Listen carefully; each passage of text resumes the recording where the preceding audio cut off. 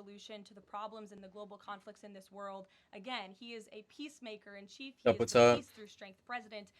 And so if there's a Watching chance to impose Caroline something, the Levitt president's always going to grab it. But he's not afraid speak to to use the strength as press. well, I will add. Francesca. Thanks, Caroline. Yeah. What exactly would a deal with Iran need to entail? No enrichment of a uranium, and it would absolutely not. Iran is not absolutely not able to achieve a nuclear weapon. The president has been very clear about that.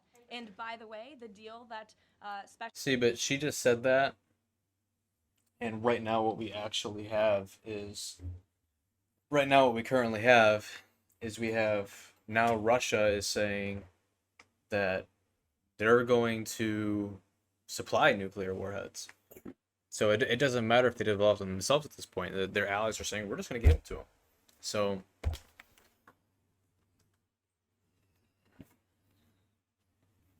that's what we face now.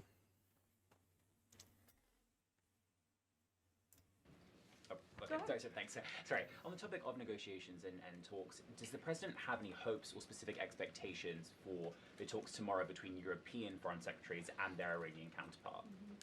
Well, certainly the entire world is on the president's side when it comes to the fact that Iran cannot obtain a nuclear weapon. This is something that pretty much all of humanity, except for the Iranian terrorist regime themselves, agree upon. And so the president expects that Europe will deliver that message directly to the Iranians. Why does President Trump believe that this 90-day extension on TikTok will provide more runway, perhaps, than the previous extensions that haven't led to a divestment deal?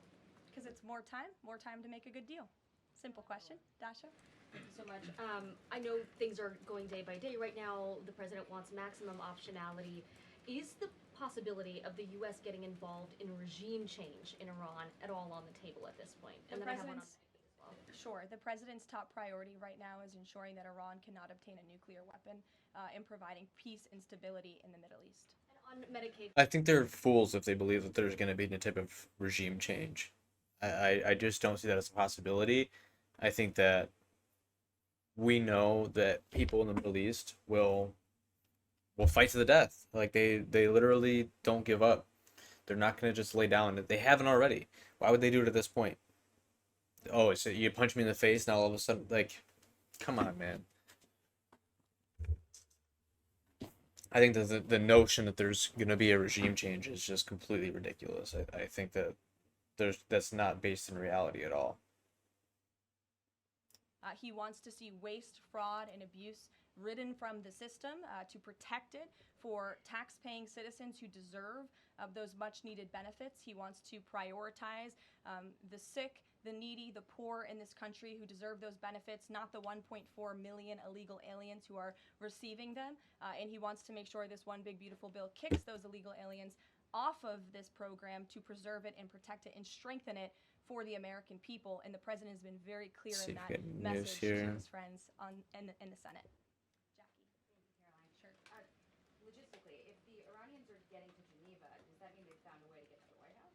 I am not going to get into hypotheticals, but as you heard from the president yesterday, they have expressed interest in doing so. There's a lot of pressure on the president to come to the aid of Israel. There's a lot of pressure on him to finish the job with force. How is he balancing the concern that if he doesn't choose to do that, that it would send a message to Xi Jinping about the U.S. commitment to Taiwan?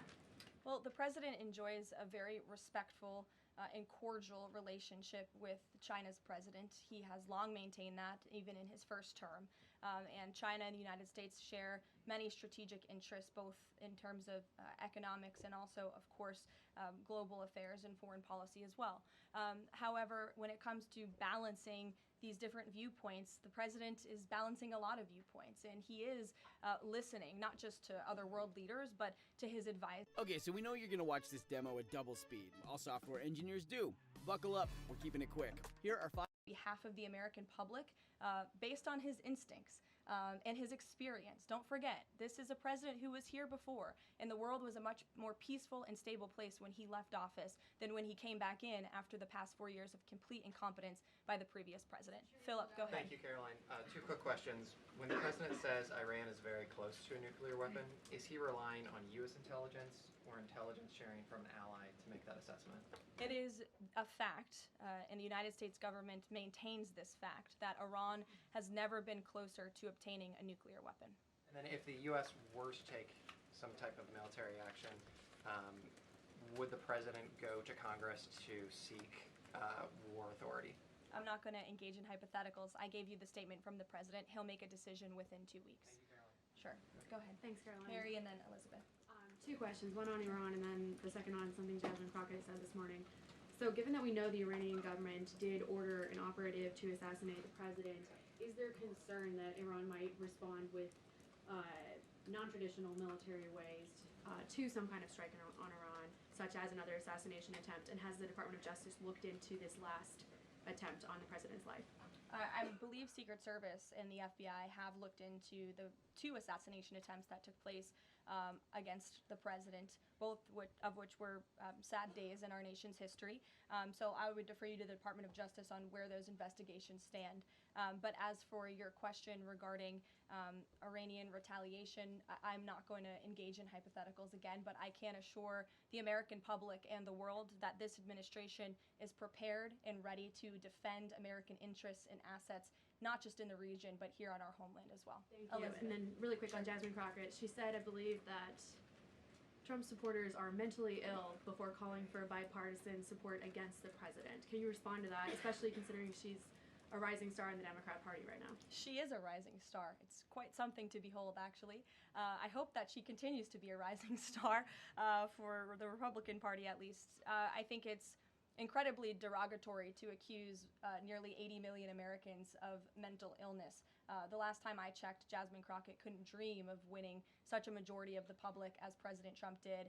And the America First movement... All right, I admit I don't know who Jasmine Crockett is. Okay. American lawyer, politician serving as U.S. representative for Texas 30th Congressional District since 2023. Okay.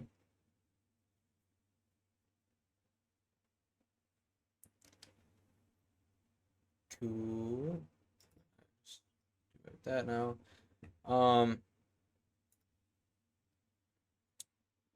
UAE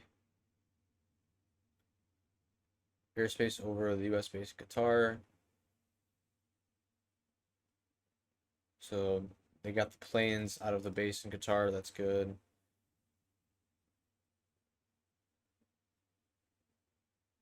Overcapacities. I'm not sure what that means. I'm not. Qatar suspends traffic over its airspace to protect residents, citizens, and visitors. The IDF struck Hezbollah in Lebanon.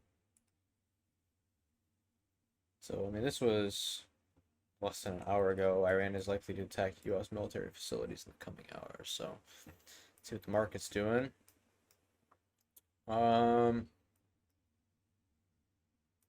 I mean, we're legit just kind of hanging out right now. This has been, it was 11:22 when that news came out, you know, or around there, people would have started seeing it. Where did that go? Yeah, so 11:22. I don't know if you guys can't see that. So 11:22, that's when that news started coming out. Oh, we're going the wrong way.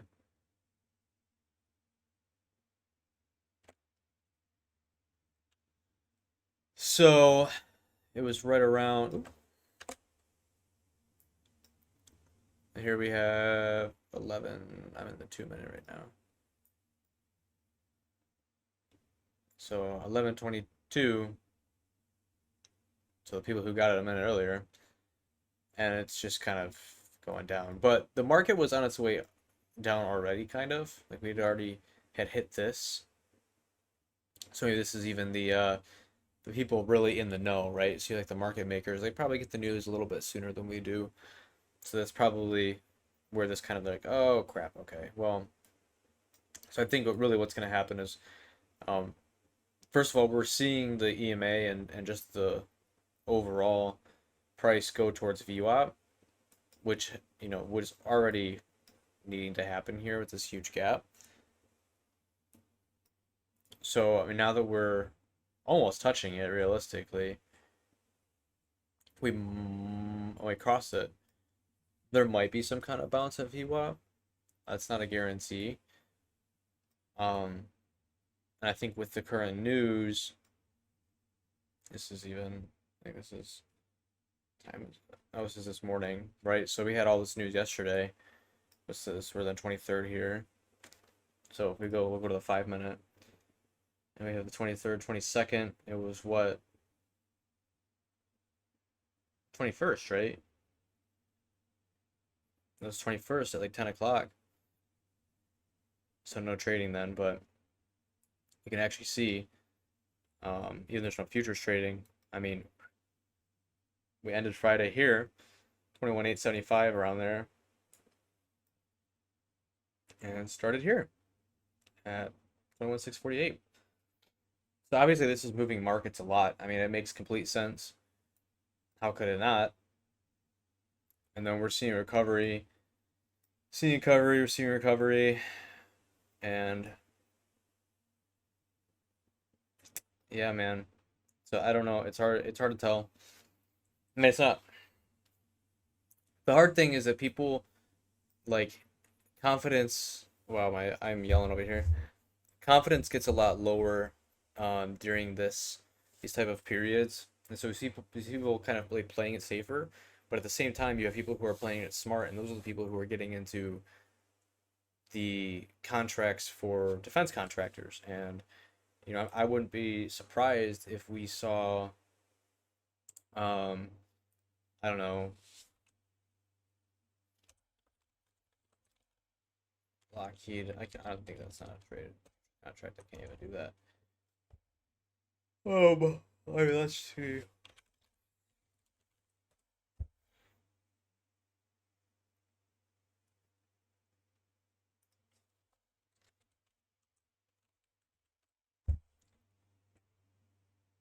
Yeah, so I mean, here's the 1 day, 9:30. Look at Lockheed's price.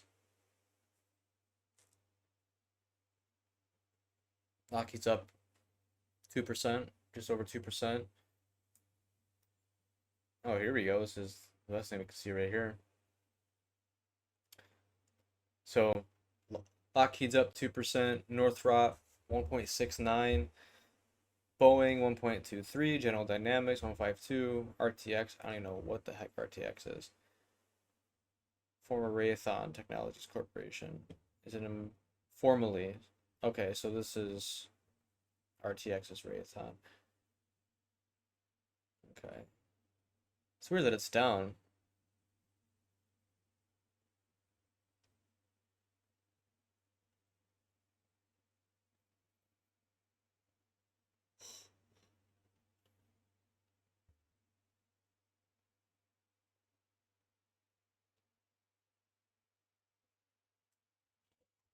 Okay. So interesting to see. Oh, for sure, it came right back up. Or that was something else. So, I mean, this is the trend that I'm watching here, which thus far has been accurate, but realistically, when I have this trend line here, I'm waiting for a bounce. We have the EMA 9 cross below the EMA 21. Okay.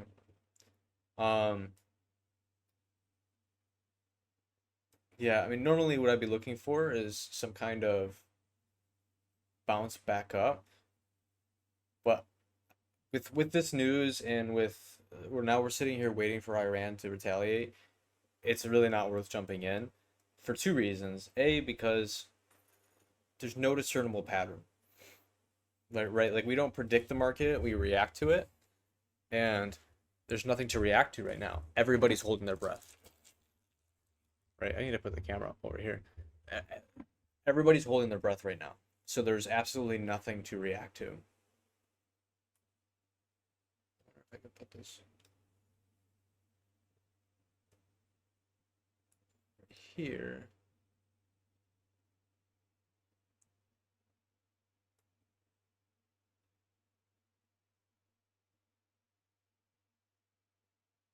Yeah, I don't remind. You can't hear me, so I can't reply in chat. Okay, well.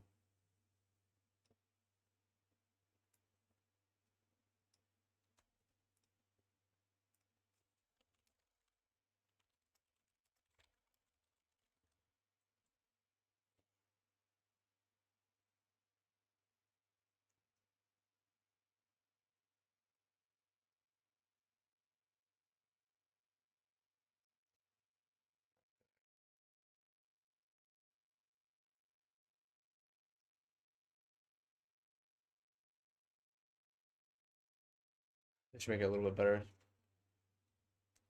All right, so why did I click to?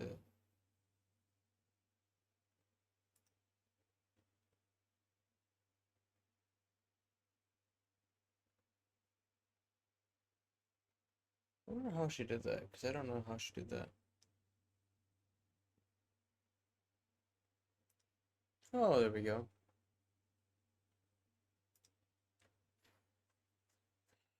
Yeah, so normally I'd be waiting for some kind of bounce, right? I would have expected either a bounce here of some kind, or even for it to, at this point, to have dropped back down to hit VWAP. But because we have, you know, people are concerned right now, right? And so largely we're unsure. We're really just kind of floating around this range. So because of that, there's not really a lot going on. Normally we would have like a lunchtime reversal right now, which doesn't seem like it's really gonna happen here. I mean, if you look at it overall, like through the day, like yeah, it certainly looks like there's still something happening here. But in my very, very humble opinion, I mean, this don't look like a whole lot. This looks like after hours. Quite literally, look. This is after hours. And then look at that. Like it's not that much. It's not a whole lot going on. And especially now, we're literally just skating on VWAP. Markets are really slowed down. So, you know, that's where we're at with that. I don't know if she's still alive or not. Let's see what she's talking about. 3% decrease of illegal aliens crossing the southwest border. Okay. So we're still on that. I mean, it's all important though. It's all definitely important. I mean, what did I hear people somebody talking about yesterday?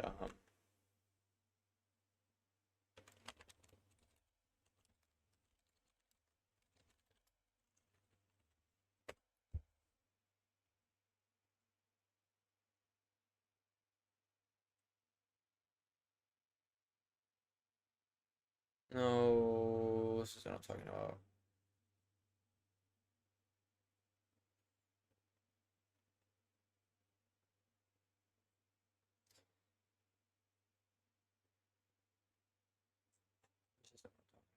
Um,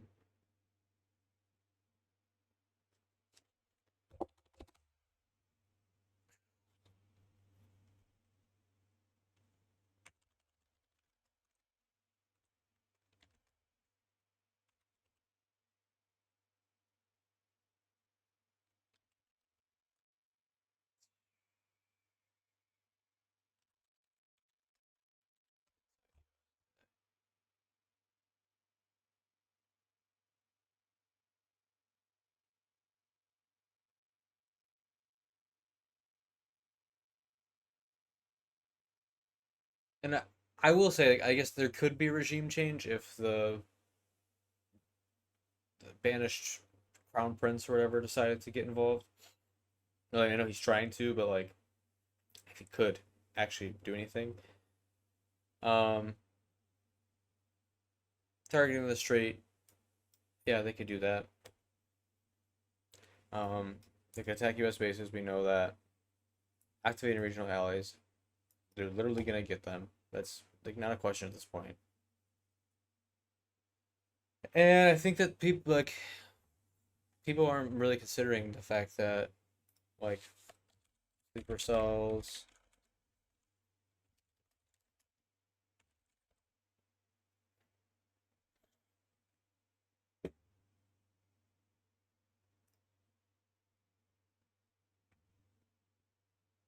Monitoring and management, remote access.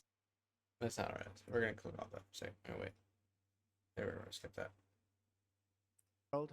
That the strikes were a spectacular military success. Iran's key nuclear enrichment facilities have been completely and totally obliterated. So it was not Iran, but the U.S. who betrayed diplomacy. They betrayed negotiations. When at the middle of negotiations with us, they gave green light to Israelis, if not instructed them to. And that is 100% speculation, right? Like he's purely speculating and saying, well, maybe he told them to do it. Like, okay, sure, maybe, but like we don't know that for sure. So that's speculation. Attack Iran's nuclear facilities. And I'm also confused because then she just got done saying that they were on day 61. They had 60 days to make a deal, and then on 61st day, Israel struck them. But at the same time, other people are saying that they had time to still make a deal, and they cut it short. So this is the age we live in where it's like information isn't clear. You don't actually understand. You really don't. Like, how do you dig through everything to find what's actually true, especially when you're getting a lot of your information from videos and stuff like that. So it is hard to find. I mean, let's try to look it up. Iran nuclear deal. Did Israel strike before the up for Iran deal? And we're gonna rely on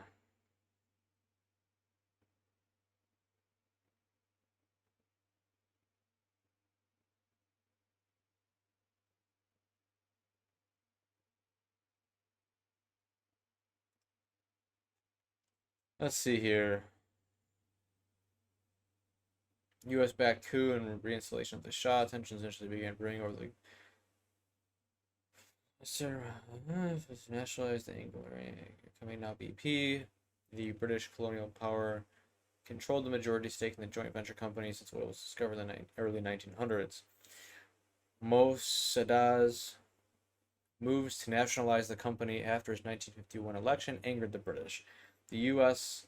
is a central intelligence agency, supported the United Kingdom in engineering a coup and backing once deposed monarch Pahlavi back into power as Shah. So hold on a second. So democratically elected Iranian Prime Minister to nationalize the Anglo-Iranian oil company. So the British are like, oh no, we don't want to lose control.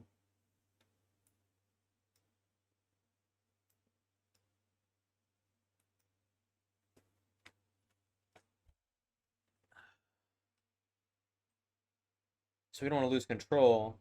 So the British were like, oh man, we need to do something about this. And the CIA are like, here we go, let's just fabricate a coup. Oh, that's great. That's great stuff, man.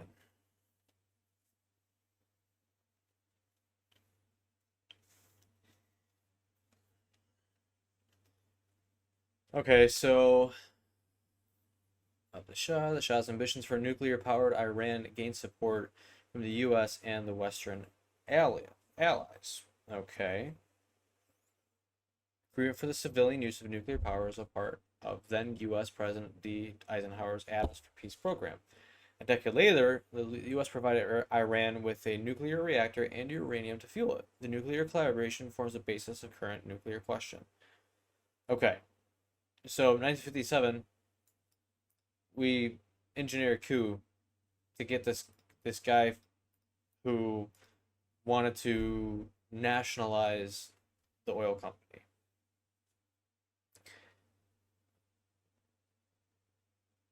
So, what does it mean to nationalize industry? Takes ownership and control of a privately owned company or industry, typically in sectors like natural resources, utilities, or transportation. Okay, so the guy is democratically elected, wants to do this, and then see, this seems messed up to me. This seems messed up. And they're like, oh, we feel bad. Let's do this. So 1979, 22 years later, while retaliations between Tehran and Washington flourished, Iranians groaned under the dictatorship of the Shah. So, hold up. Yeah, of course, and resisted the perceived overreach of Western influences on their business.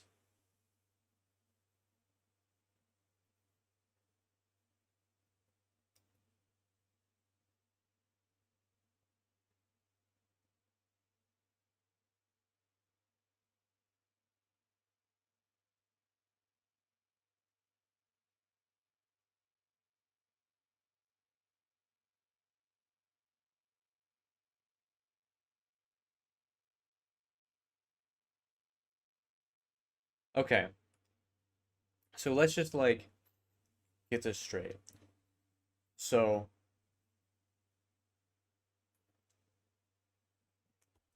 the British and UK stage a coup to get rid of a democratically elected Iranian prime minister. They do this nuclear thing, like, oh, here's a reactor, here's some uranium so you can use it. This is going to be really great for you in your energy sector. And then 22 years later, now they have a dictatorship. Now Iran is under a dictatorship because of the coup, because British wanted the oil. And so, this is crazy, man.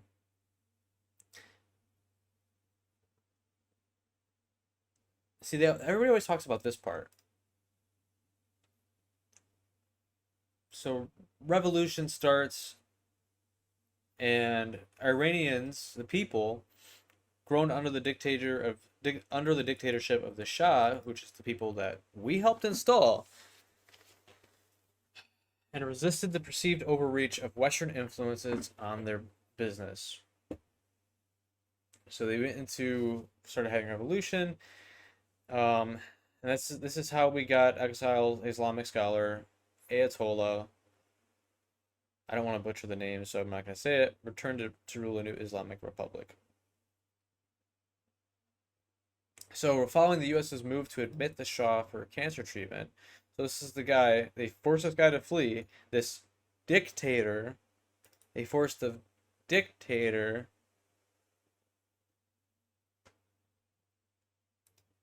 Hold on, I'm confused. Okay, I have conflicting information.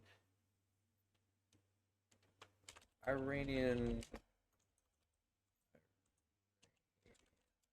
Shah.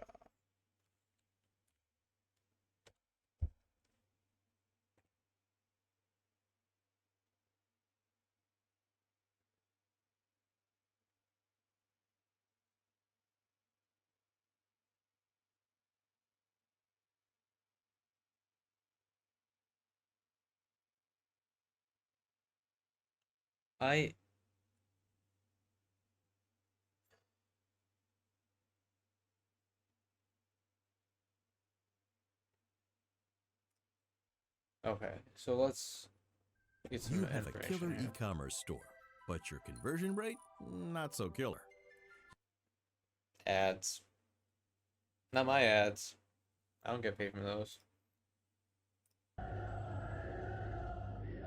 In 1979, a revolution topples Iranian ruler Shah Mohammad Reza Pahlavi, and with that, a monarchy of more than 2,500 years. Ich habe zunächst nicht an einem Umbruch geglaubt. That's the way authoritarian regimes fall. First gradually, and then suddenly. The Shah's mistake was to want to do too much, too fast. Shah Mohammad Reza Pahlavi, Persia's last emperor, was a key figure in world politics in the second half of the 20th century.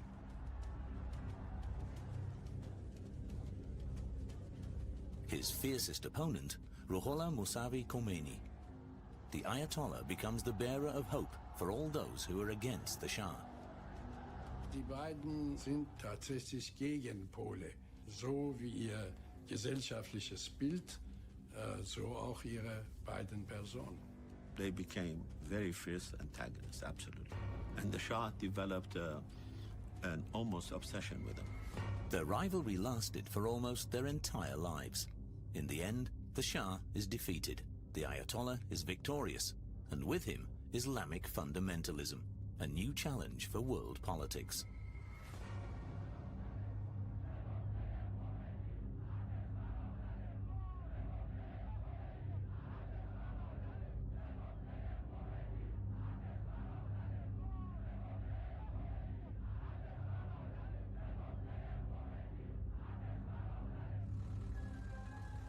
In September 1941, a young man becomes the new ruler of Iran. At just 21 years of age, Shah Mohammad Reza Pahlavi is sworn in as the new head of state in the Iranian parliament, in the middle of the Second World War.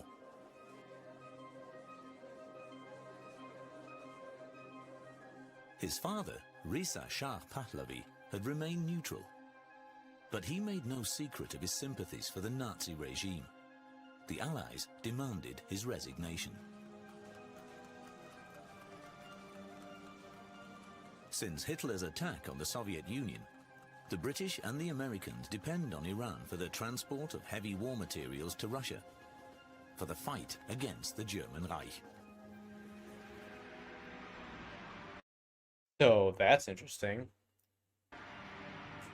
Als der Vater nach seiner Abdankung Iran verlassen hat, blieb Mohammad Reza zurück. Also der Vater Reza Shah hat ihn auch zurückgelassen, hat eben auch gesagt, du musst das hier übernehmen, du bleibst hier. Mohammad Reza had been prepared for this task by his father from an early age. Among his siblings, he has a special role as crown prince. And he was a very, very powerful, charismatic figure who completely dominates the son's life. 300 kilometers southwest of Tehran, the oasis town of Khomeini is situated. In 1902, Ruhollah Mousavi Khomeini is born in a house on the outskirts of that town, the youngest of 6 children. He never meets his father. His father is murdered when he is 5 months old under suspicious circumstances. Khomeini will later hold Reza Shah accountable. Until the end of his days, Ayatollah Khomeini thought that Reza Shah personally had intervened and to save the murder. That was that bitterness left. Greift sehr stark Reza Shah an. Reza Shah's abdication under pressure from the Allies must have been greatly gratifying for him. He demands that Iran will now be ruled according to Islamic law again. This demand doesn't have any effect yet. Reza Shah dies in exile in South Africa in 1944. If not before, now with his son transferring the body, all eyes are on the new Shah. People wonder how he will... clerical cover, because you know in... Dan Snow explores the ancient history of the Isles of Scilly. The world's greatest refinery is built. Okay, so let's get back to what we're doing here. So, dictator of the Shah. See, you have to be careful about what you read, because like they're saying, dictator of the Shah.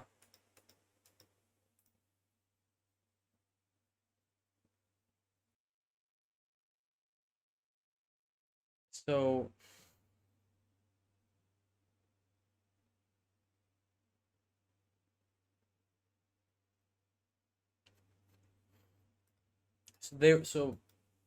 Iran was becoming communist, they come in, they do this.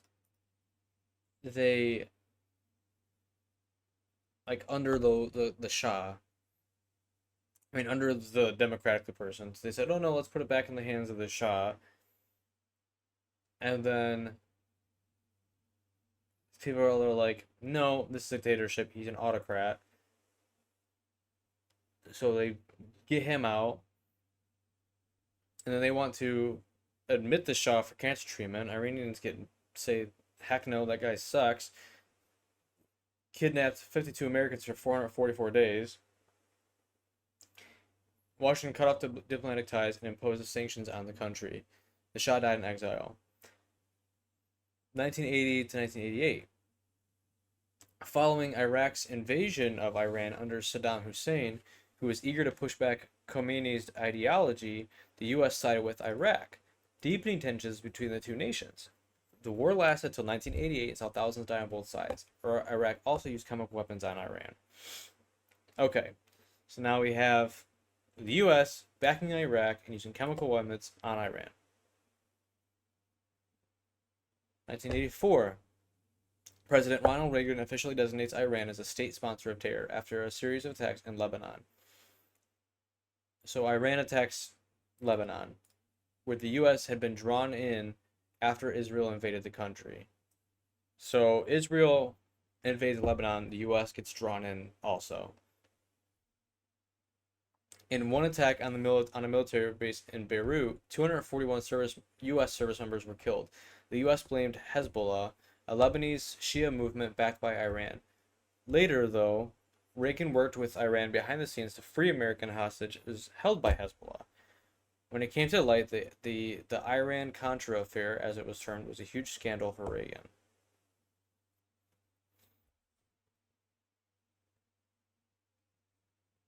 So Reagan works with Iran behind the scenes to free American hostages held by Hezbollah. Iran air flight shot down amid war tensions and even direct attacks on each other's military warships in the Gulf. A U.S. naval ship breached Iranian waters and fired at the civilian air flight headed for Dubai on July 8th.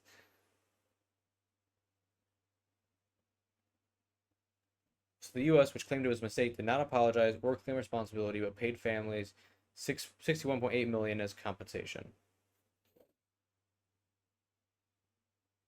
Okay. Oh, well, there's the fall off. I wonder.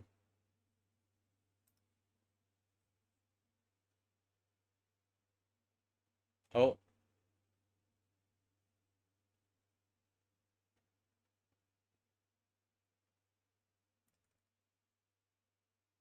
Imminent threat of Iranian attack in Qatar.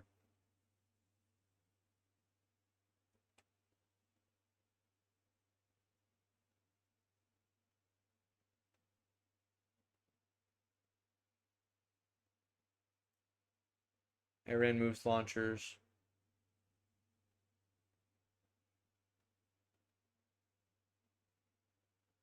Iran is preparing to fire missiles at American bases in the coming minutes. It was the official cited. Explosions heard over Qatar's capital. Iran launched 6 missiles towards U.S. bases in Qatar. So this is why we have this happening. Which, I missed it. Oh, she's still speaking?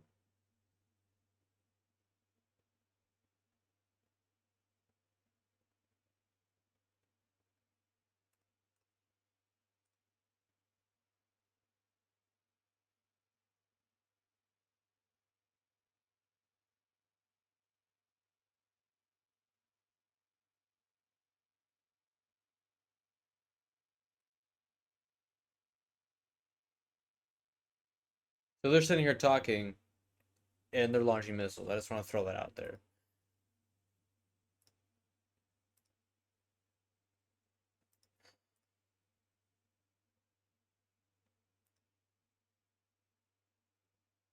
Further explosions heard over Doha.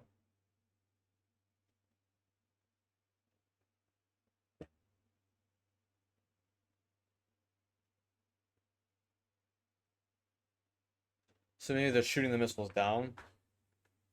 That's like the best I could figure.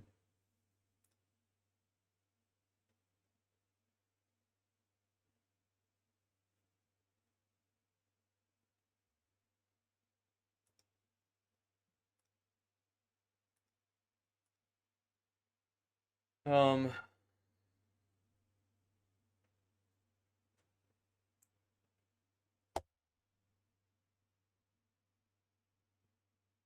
so 95 more sanctions on Iran, banned U.S. companies from dealing with Iran. This is it. So they tamper because of oil.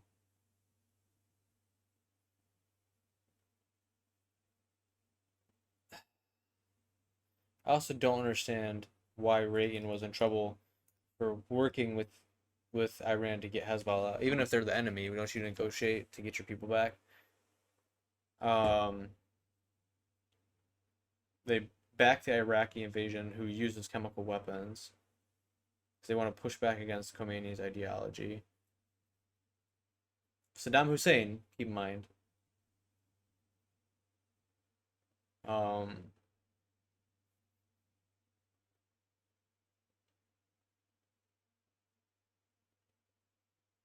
Okay.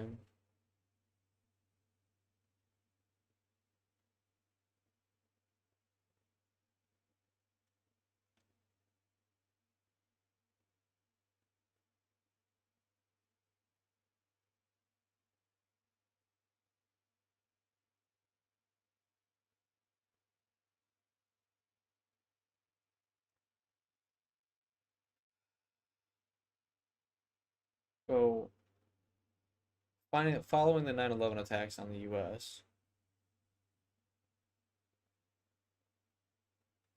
which, yes, I'm speculative of.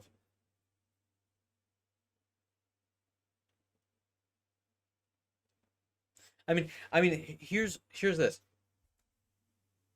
If you're not speculative of 9/11, I just don't think you're a critical thinker.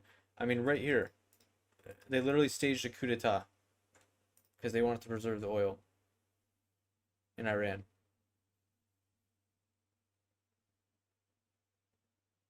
Who is to say I'm in Building 7? Come on. Be smart.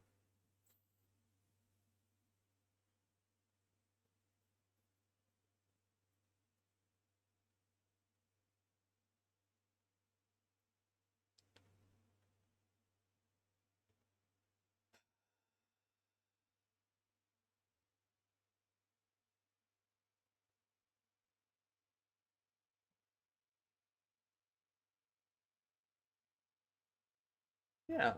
I mean, so I think so now we have this, right? All this, all you guys are evil.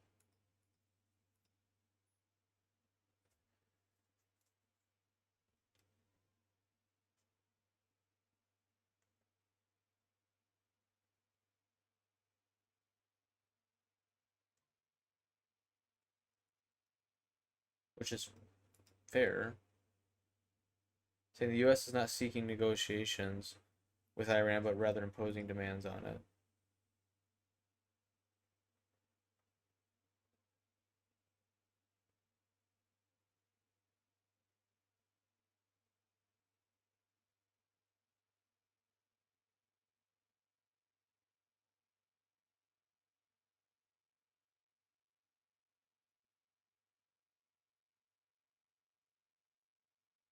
Oh, man. Trump claimed his team was very close to a deal after several rounds of talks and warned Israel against strikes. Tehran, too, expressed optimism, but insisted on the right to enrich uranium, a sticking point in the talks. Israel launched strikes across Iran a day before the sixth round of the Iran-U.S. talks. The U.S. bombed 3 key nuclear facilities in Iran, citing security concerns and defense of Israel. Are there sources for all of this information? Obviously not.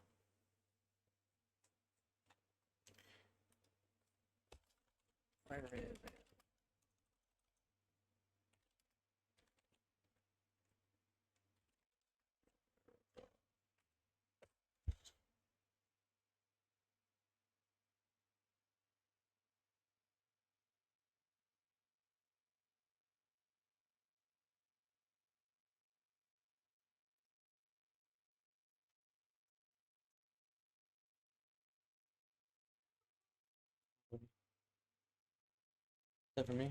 Yeah. Thank you. We're eating lunch right now. Okay.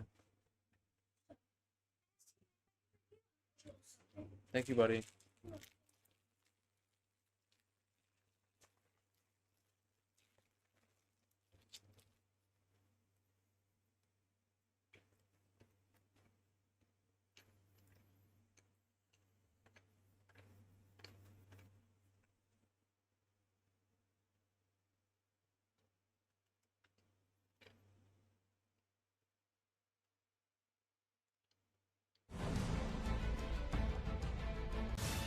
Gave us a very good excuse, the reason, whatever, to just destroy you. It's been years, decades, that Iranian commanders are wishing to do what they are going to do today or tomorrow, all right? We're gonna end not only the Zionist entity, we're gonna remove the Yankees from this region. Enough is enough. Enough is enough. You have to understand the consequences, the crushing consequences of what you did this.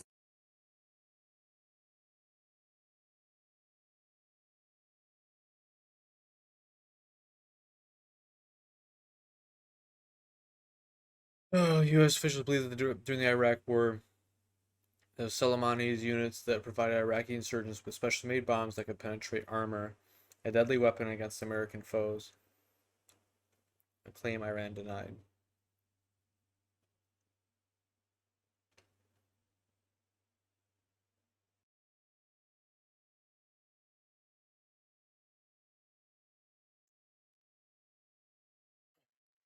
I think if anything is clear, it's just that they want us out of there, dude.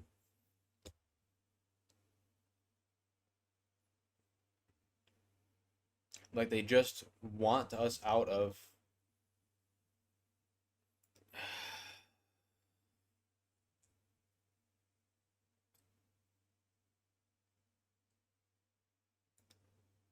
So let's be clear, we're never really, like...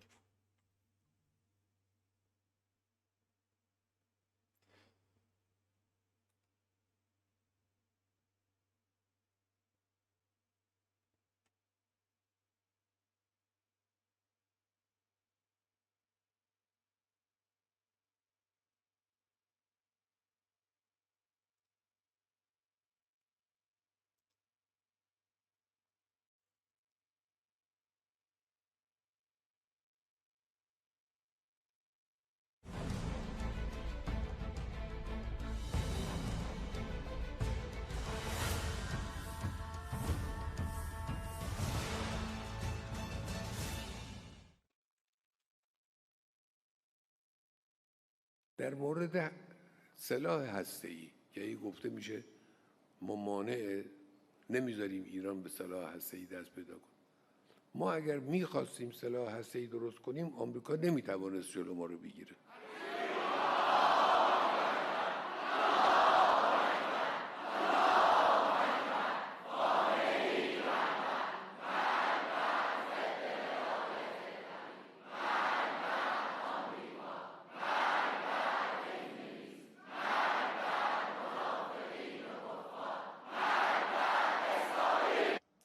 دشمن در غزه و لبنان پیروز نخواهد شد.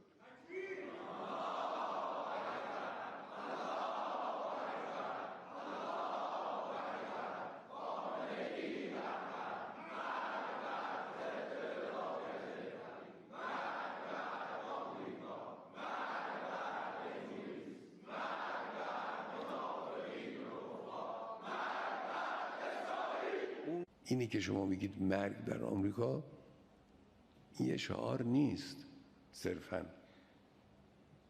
این یک خط مشیه.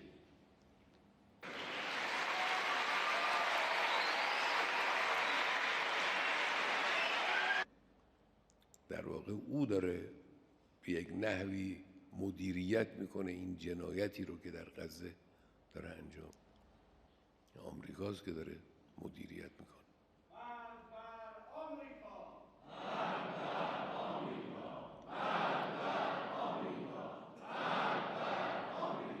Oh, we're cooked. این نسل جدیدی که من میگم نه آمریکا دیگه در اونجا جایگاه مهمی نداره، منزوی است. اینی که شما میبینید آمریکا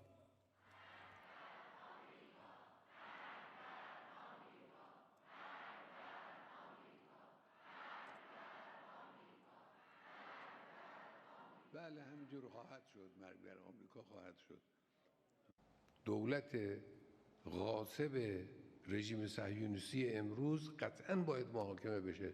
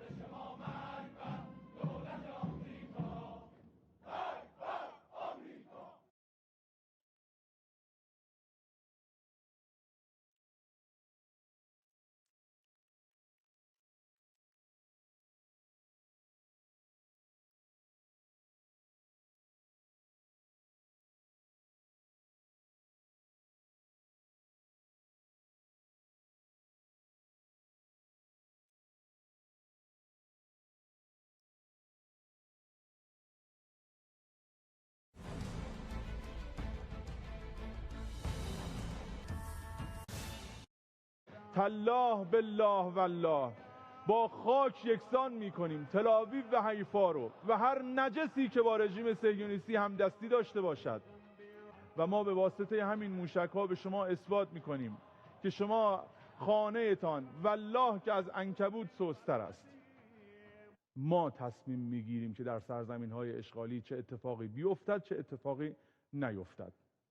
شما فقط فعلا دنبال سوراخ موش بگردید، فقط دنبال سوراخ موش بگردید. حالا که مرز هم بسته شده اگه شنا بلد نیستید تمرین شنا بکنید. تا زیر ساختار رو به طور کامل از بین نبردیم از فرصت یوتیوب برای آموزش شنا استفاده کنید که باید بزنید به دریا. اون لحظه نهایی که فرا برسد دریا هم امن نخواهد بود. عجله کنید، به خاطر خودتون میگم. برگردید به همون استبل و طویله‌ای که ازش اومدید. حالا میفهمید همون طویله‌ای که در اروپا توی سکونت داشتید والله از سرزمین‌های اشغالی بهتر بود. قدر ندانستید، حالا عجله کنید.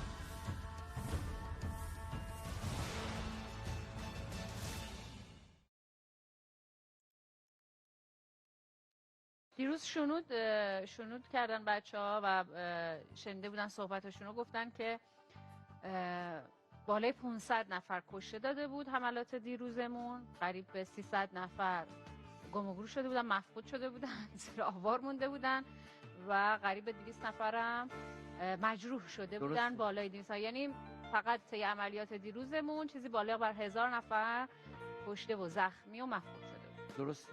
شایدم با توجه به ورود آمریکایی ها، چون ما داشتیم فاتحه اسرائیل رو میخوندیم و داشت تمام میشد کار، ولی نباید پامون رو از خرخره نتانیاهو و جنایتکاران صهیونیست برداریم. ضمن که دست ترامپ رو باید قطع کنیم با تدابیر الهی رهبر عزیزتر از جانمون، اما باید خرخره نتانیاهو رو ببریم و برای همیشه به درک واصل بشه. و از بزرگ تا کوچیکشون اشغالگر هستن و اصلا تفکر صهیونیست یک تفکر شیطانی هست که باید این تفکر از روی زمین برچیده بشه و برداشته بشه. تمام مردمی که اونجا دارن زندگی میکنن از کوچیک تا بزرگشون اشغالگر هستن و غاصب هستن و دشمن هستن و همونجوری که با قایق اومدن الان دارن با قایق فرار میکنن. آره همونجوری که اومدین الان با قایق باید فرار کنین به همون جایی که ازش اومدین. اصلی ترین دارایی آمریکا تو منطقه ناوها و پایگاهاش نیست. اونها در یه چشم هم زدنی نابود میشن. اصلی ترین دارایی آمریکا، سرمایه آمریکا و دارایی آمریکا در جنگ با ما خود اسرائیله و ما باید او رو نابودش کنیم. یک موشک ما رو نمیتونن رهگیری کنن. حالا نه تنها دنیا به حقانیت ما اعتراف میکنه بلکه همه معترف این هستن که باید بمب اتم بسازه ایران. یعنی طی نظرسنجی هایی که در داخل کشورمون انجام شده که 90% مردم میگن که این کار باید انجام بشه و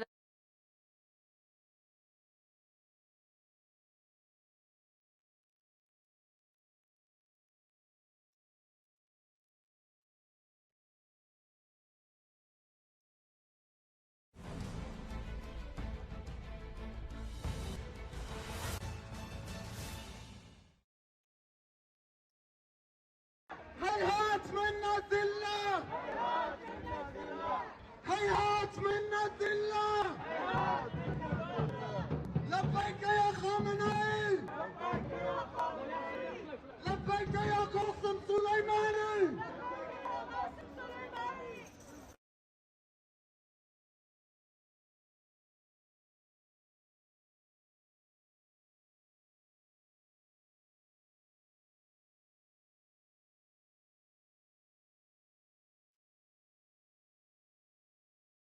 Fudge.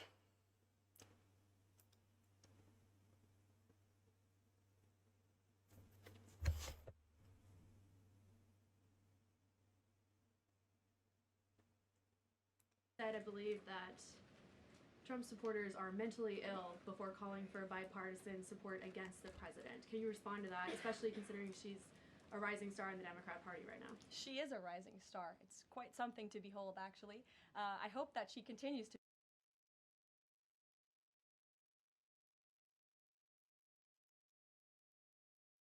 2025 IRS tax forgiveness now.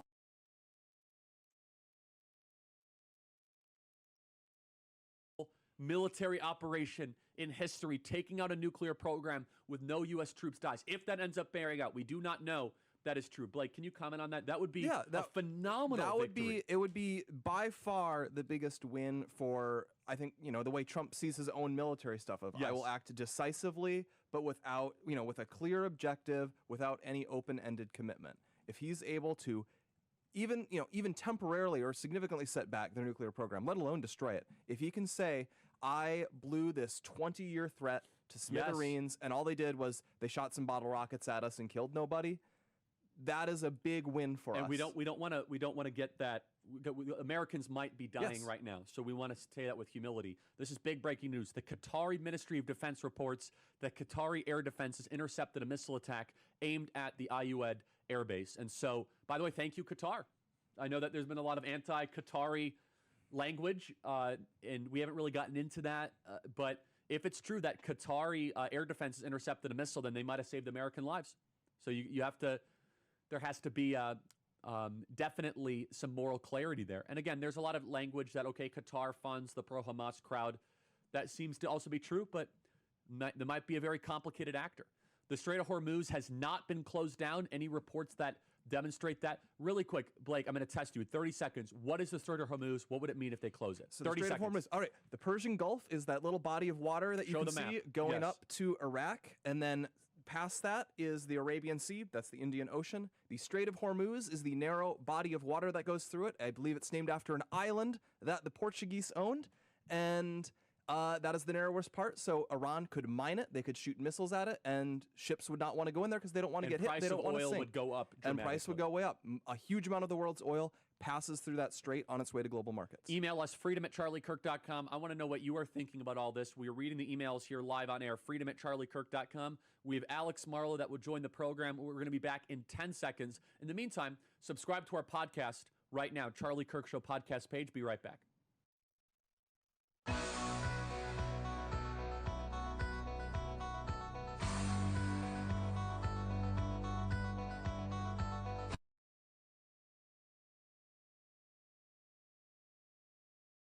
That's what it is. One breast cancer drug costs Americans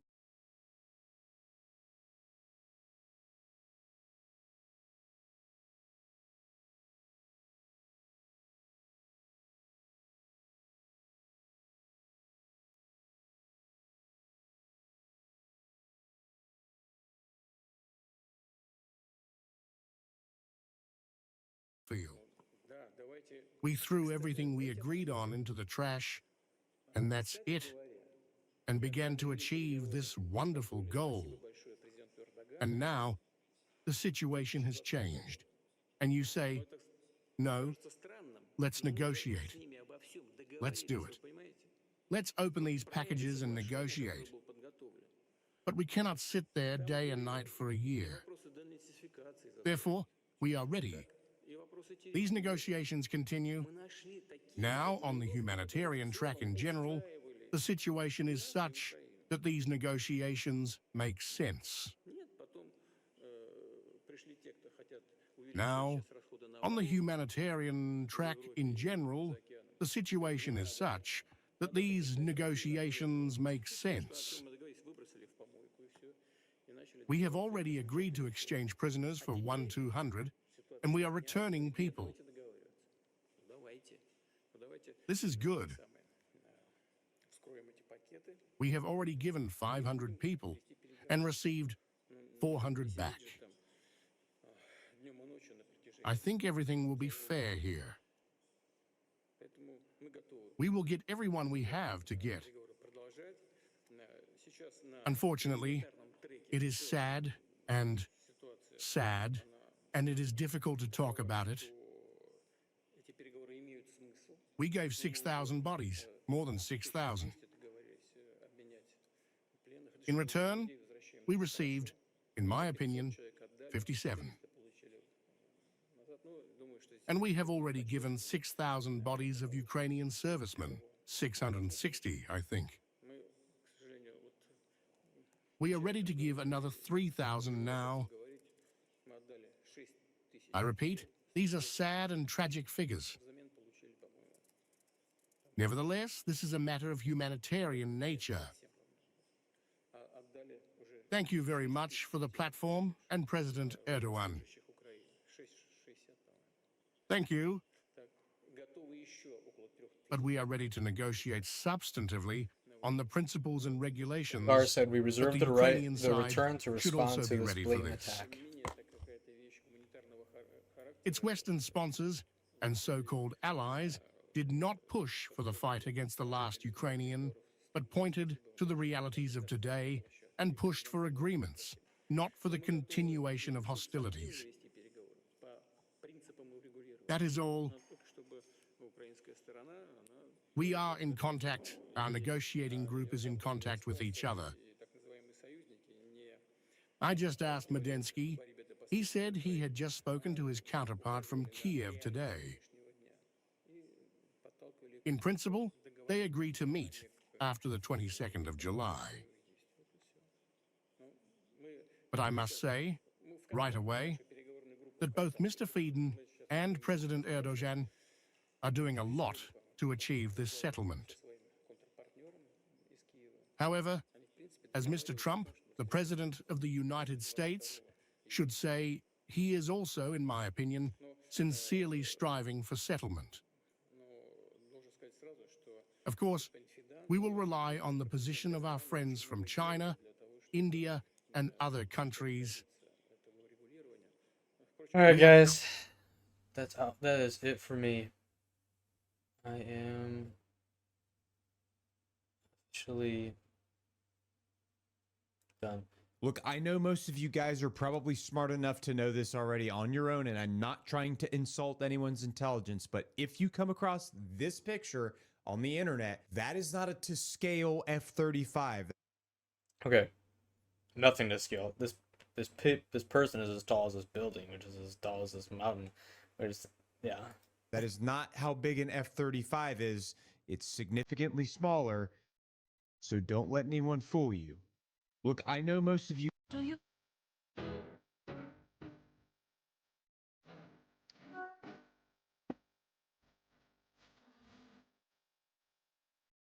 Yeah. Do you ever get... Well. Let's update here.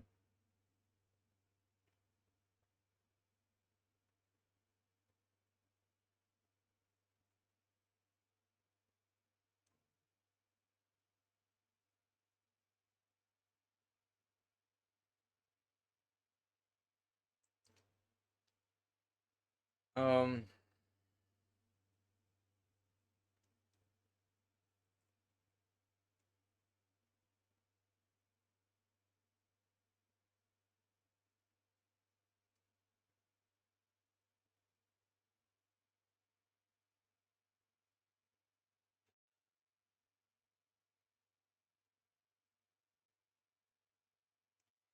well, if I've learned anything, it's that, I mean, all of them, but the followers of the main dude, I can't think of his name right now, they hate us.